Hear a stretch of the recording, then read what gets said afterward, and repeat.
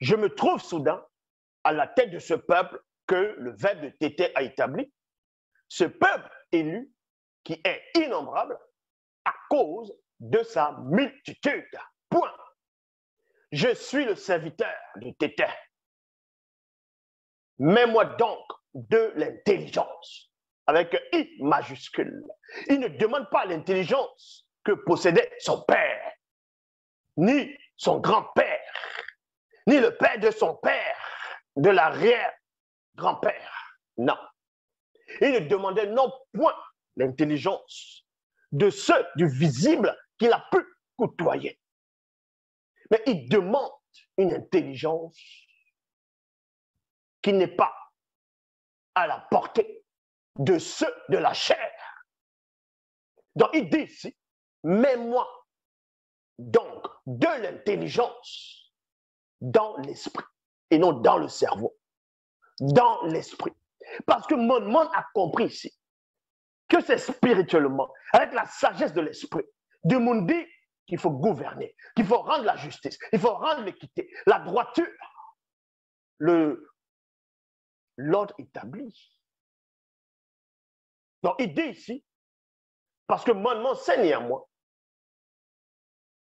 que c'est dans l'esprit que se trouve, que réside l'intelligence que beaucoup peuvent posséder pendant, on peut dire, l'initiation, ainsi de suite.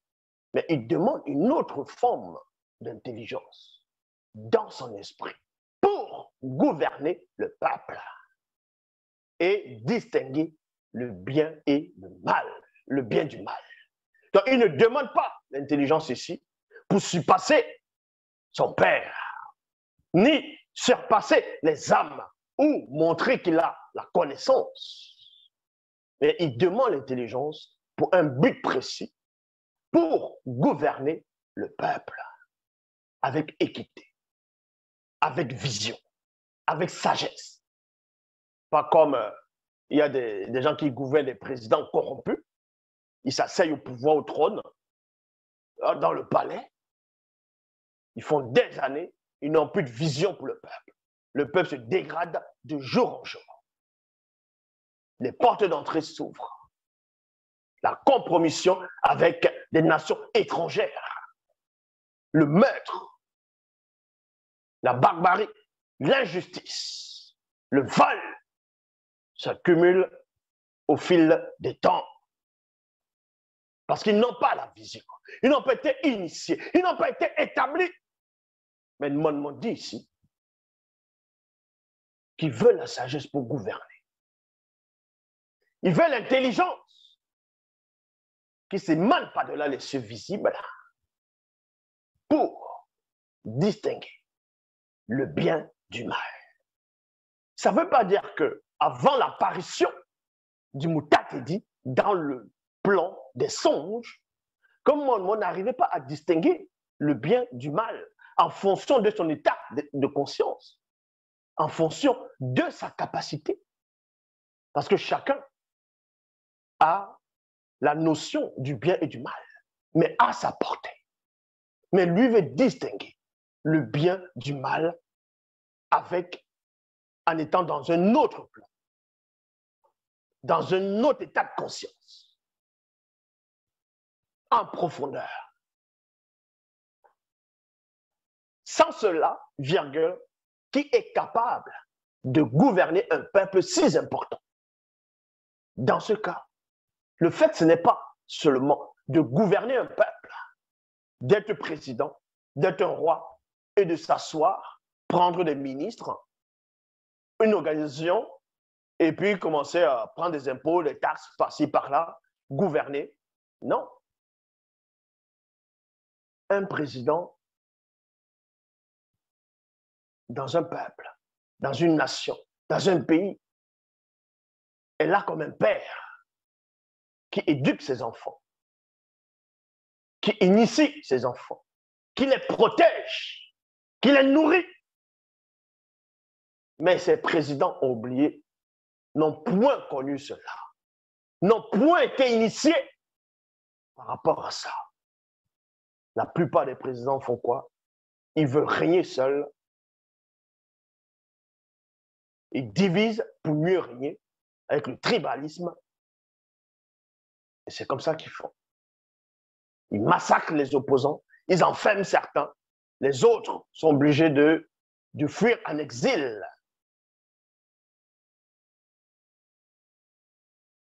Dans Mon ici, il devait être comme un père pour la nation. Quand il y a un problème dans un territoire, dans une région, il n'envoie pas l'armée, il n'envoie pas les forces de l'ordre, il n'envoie pas ces hommes de main pour le faire taire à la personne, pour arrêter cette personne, pour nuire à cette personne. Mais en tant que père, qui a reçu la sagesse, qui a reçu l'intelligence, il les fait rasseoir. Parce qu'il a la vision que le monde, l'existence ne s'arrête pas que dans le plan visible dont vous voyez dans votre quotidien.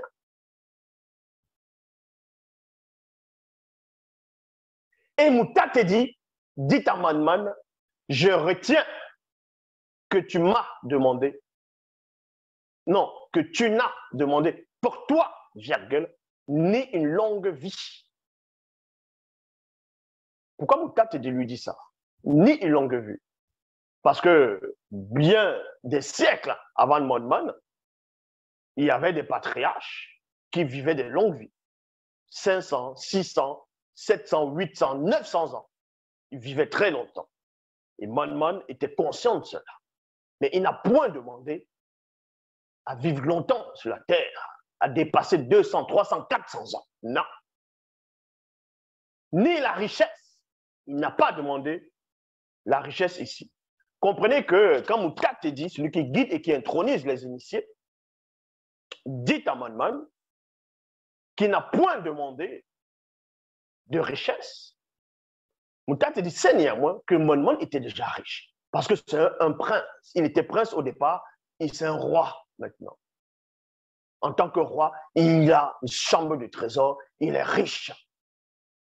Même Moutate dit, la richesse dont il faisait allusion ici, c'était Manman n'a point demandé à être le plus riche de la terre à son époque.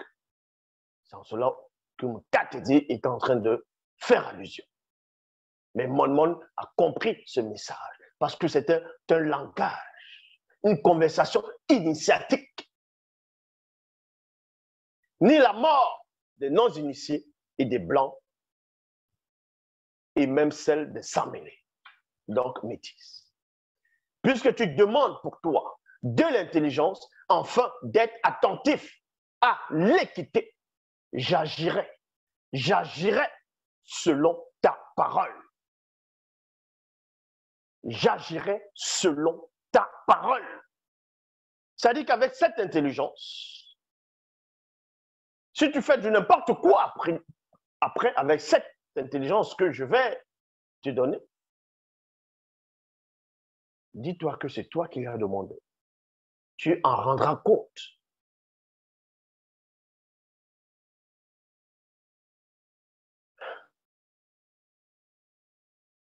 Je donnerai à ton esprit et non je te donnerai. Allez lire dans les Bibles classiques. Ils ne comprennent pas. Pour eux, tout, c'est que le cerveau, la chair. Mais Moutate dit, qui est celui qui guide et qui intronise les initiés, il dit, je donnerai à ton esprit et non à toi. Quoique son esprit, à mon monde, c'est toujours lui. Mais il dit, je donnerai à ton esprit. Parce que tu as demandé que cette intelligence réside dans ton esprit. Je donnerai à ton esprit la sagesse avec un S majuscule et l'intelligence, virgule, une science issue de l'un des fruits de l'entité connue sous le nom de l'arbre de vie, l'arbre de la science du bien et du mal. C'est cette entité qui a initié Mouto. C'est cette entité qui a initié Mouto.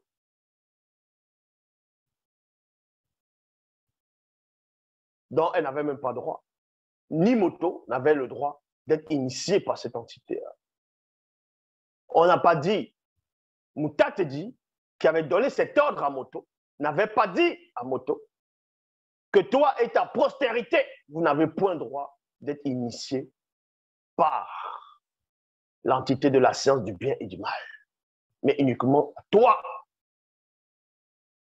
Et Mouto aussi.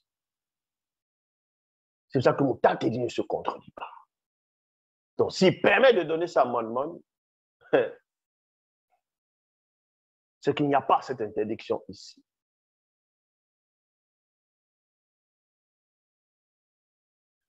De telle sorte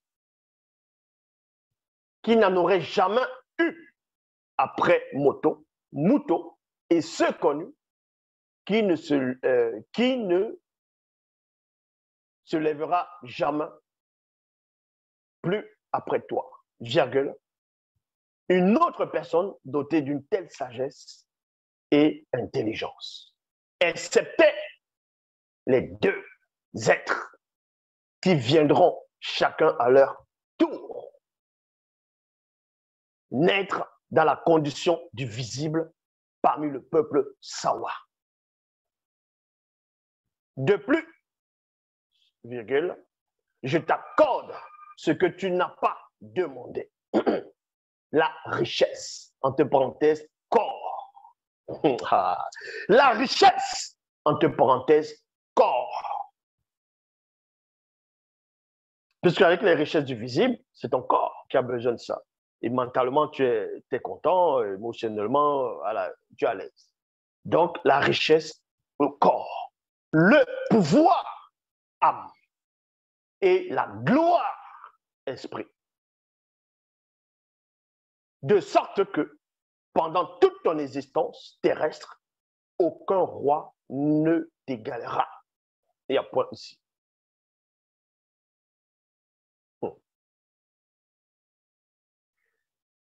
Et si tu marches dans les voies du Verbe de Tétin, en respectant ses prescriptions et ses commandements, comme l'ont fait tes ancêtres avec un A majuscule, il te donnera une longue vie. Voilà la conversation entre Moutatedi et Mon dans la réalité des songes.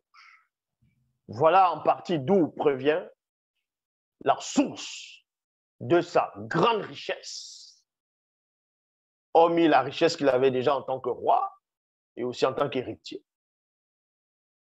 Voilà d'où s'émane la source de son intelligence. Parce qu'il y a certaines personnes qui disent Salomon faisait les incantations, invoquait les démons lui donnaient la sagesse, ainsi de suite. Non. Ce n'était pas Satan qui lui a donné la sagesse.